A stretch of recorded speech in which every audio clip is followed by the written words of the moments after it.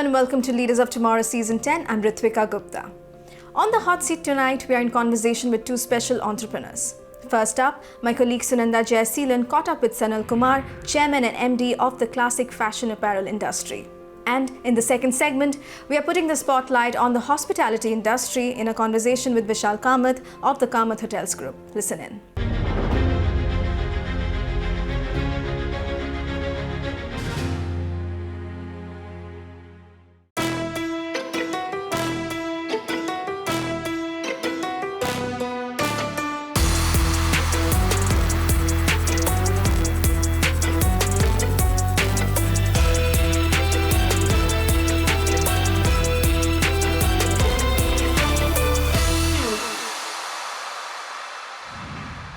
Sanal, so good having you here on the Leaders of Tomorrow, and I understand you're on a very short visit, so I'm glad we could get you and get some time in your calendar to really talk about the outlook for 2023 when it comes to the textile manufacturing space. And you're someone who's been doing business in this space for many decades now, so I'm glad we managed to catch up.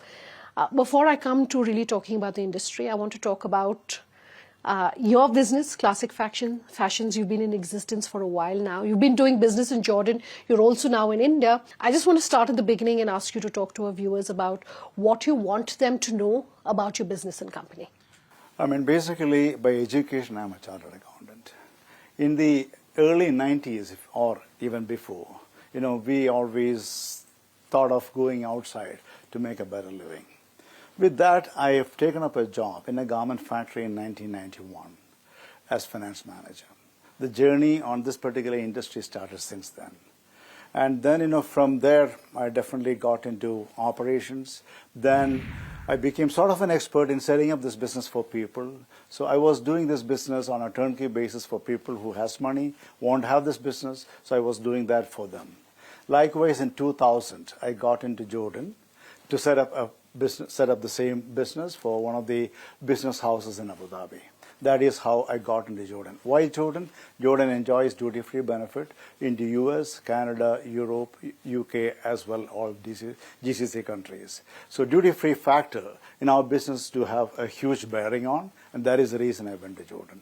So after setting up that business in 2003, I thought I should possibly take a chance on venturing into this business.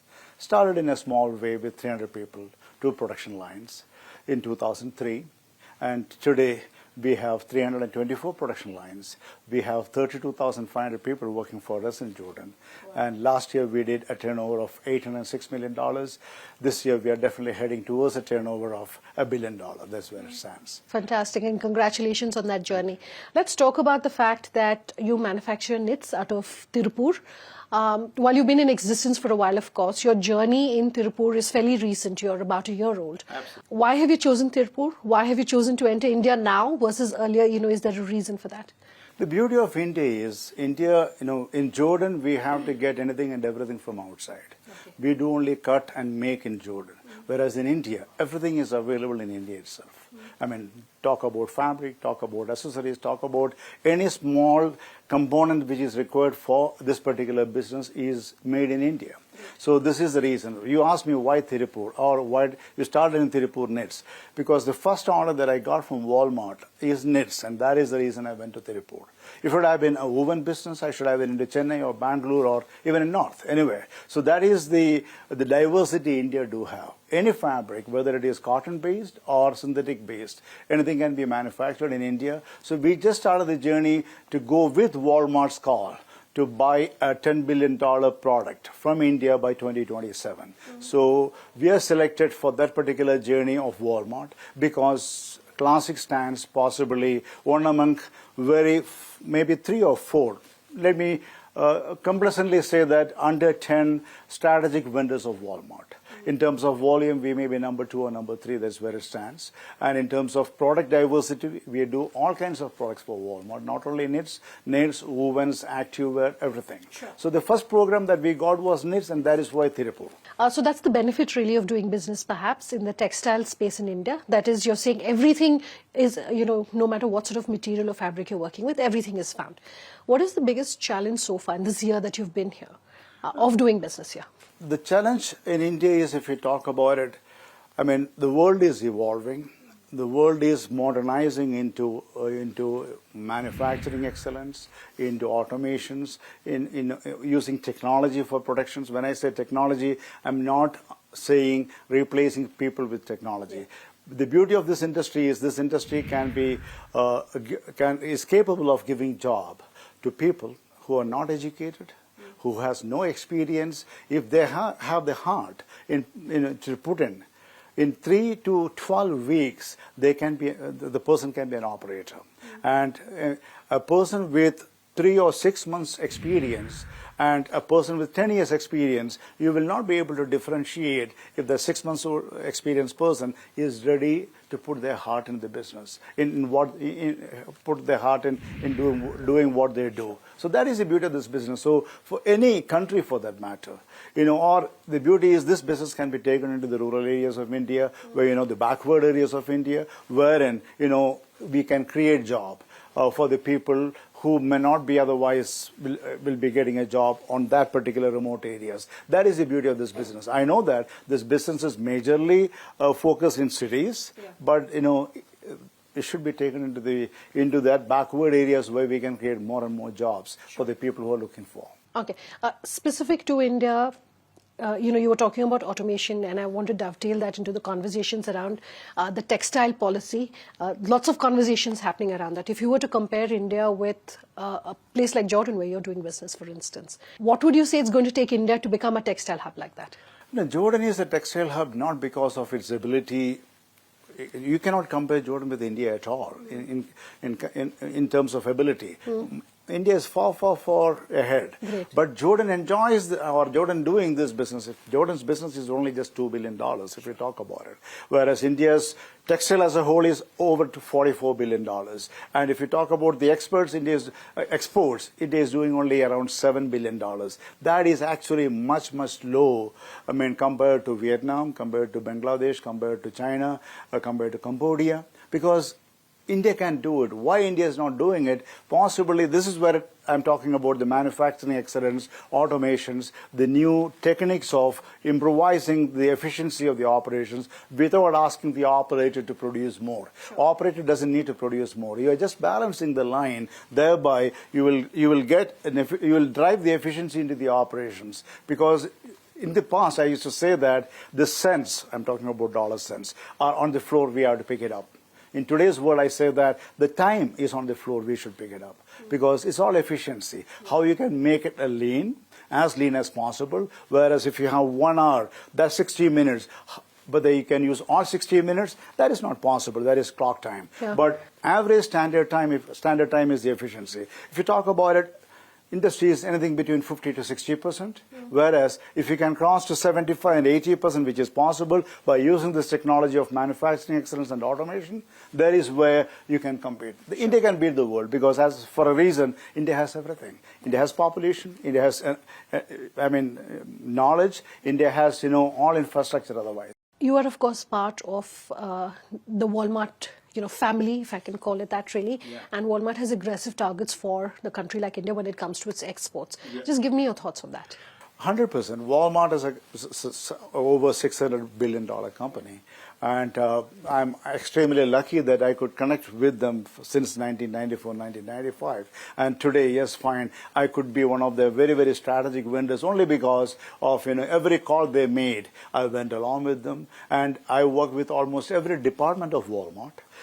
For a reason, I never said to no to anything, and I've always not only saying no and don't to things are easy, but after saying yes, to make that happen, this is a job to be done. Yeah. So me as a person, Classic as a company, we are absolutely committed to see that whatever commitment we do, we always go and make it happen. So today we work with almost every other division of Walmart, and that is why we do knits and wovens and jackets and outerwear jackets and normal athletic jackets and things like that. So we do work with all sections, and that is why Walmart, whenever a new call Walmart make, a strategy call Walmart make, always they consider Classic in that particular one. Not only Classic, there are a couple of other people, but Classic will always be actually there into that call. And one of the call they made was Make in USA.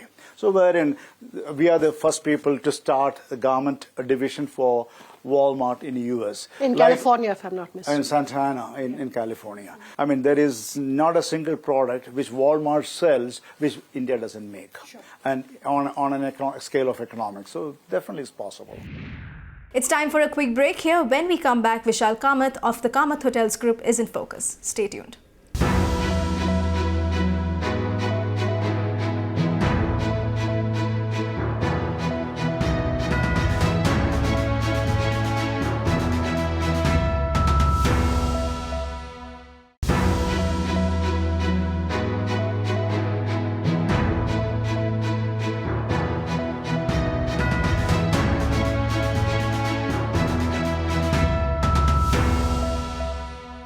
Welcome back. You're here with us on Leaders of Tomorrow. Our icon in the hot seat tonight is a person who needs not much of an introduction, Vishal Kamat of the Kamat Hotels Group. Take a look.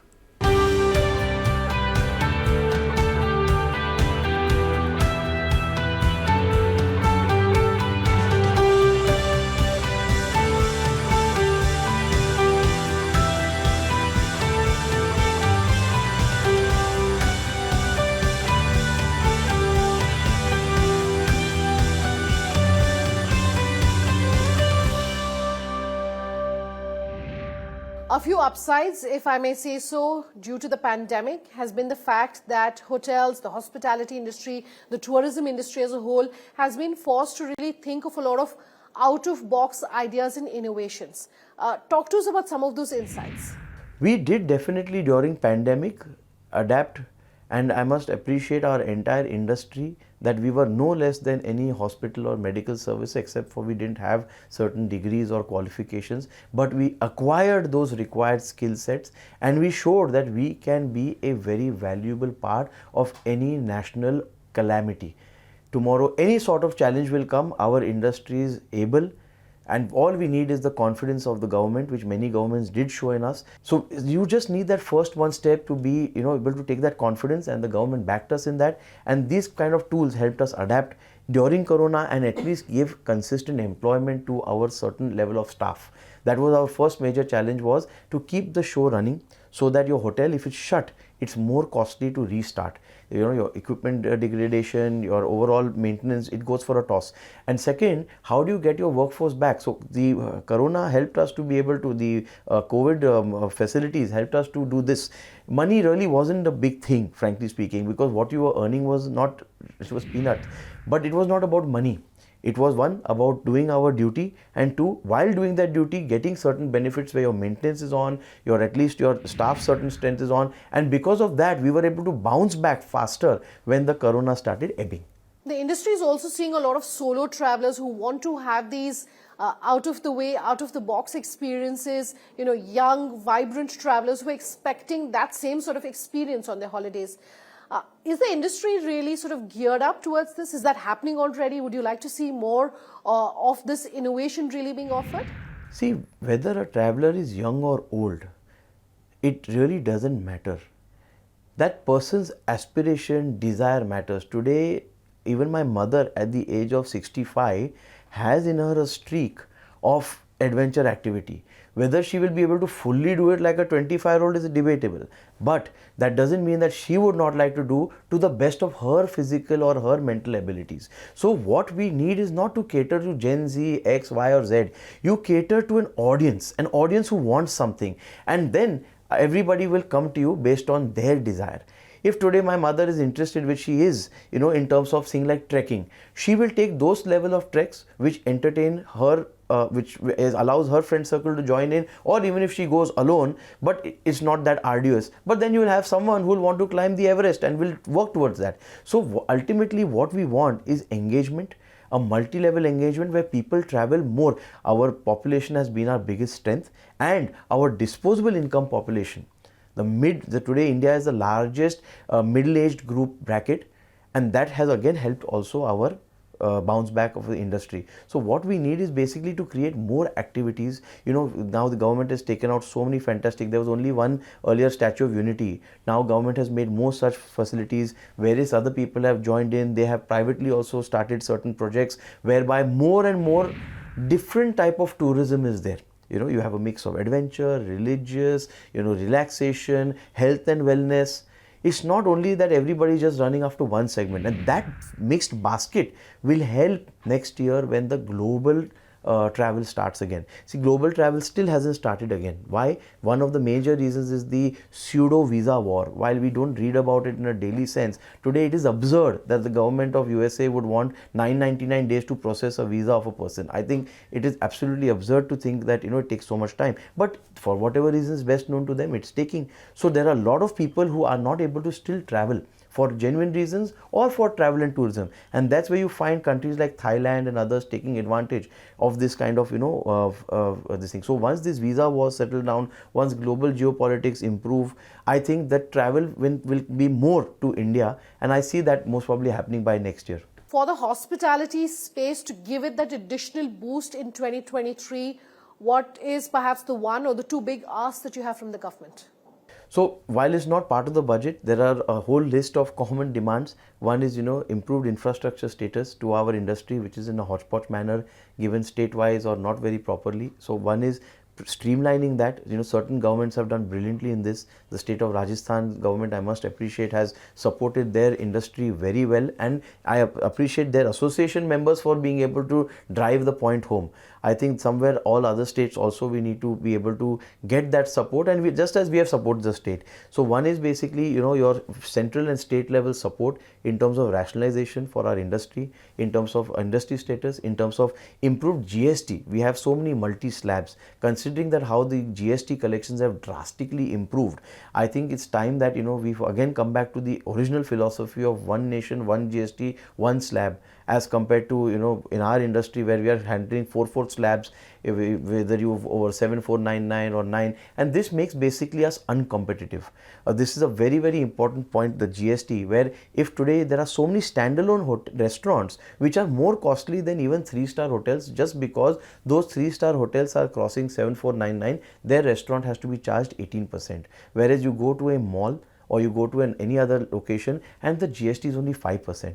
See, this composite GST and set off, it doesn't work. It's not practical, because the kind of rebates that we get in terms of set off in our industry are anyways very low. Most of the items are in 0 or 1% or 5%. So I think somewhere down this rationality needs to come in. Metro today for serving over 7,499 is not a big deal. So why to have this slab? Instead, have one single GST and let the customer pay accordingly. So I feel these are the kind of rationalities which our industry needs right now, and that's basically my main expectation from the budget and from GST Council. Vishal, Leaders of Tomorrow in its 10th edition is all about empowering entrepreneurs for the new age. What advice do you want to leave our entrepreneurs with? There's not much advice I can give. All that I can say is that there are enough inspirations. Okay, today for me, my grandfather, my father and various other people are there. If you study them, if you see how they have struggled, and the main thing which you will see from them is their persistence. Many people have brilliant ideas, but unfortunately their idea has to be backed by an income source. So you need to be able to focus and see persistently on your goal based on your income, based on your expense. It's not only about having a great idea. It's about being able to fill all the, you have a great skeleton, but you need all the muscles, the veins, the heart, the organs, all to be able to come into that. Some people are very good in revenue, but they lack on accounting. Some people are focused only on cost, but they fail on their, top line. So be persistent, but learn to be holistic in that approach. And then, because as a young entrepreneur, we tend to cut corners, especially on certain things like, say, an admin. Today the beauty of this generation is that today you are able to get many fantastic tools at very reasonable prices, because globalization has been able to create digital platform as one. So you should be able to take advantage of these kind of platforms, which will help your business grow and take your idea and vision forward. But be persistent and take inspiration from so many others who have already been trailblazers in their own respective field. All right, Vishal. Good as always chatting with you on the show. Thank you, sir. Namaskar. With that, it's a wrap on tonight's edition of Leaders of Tomorrow. We hope you enjoyed the conversations. Thank you and good night.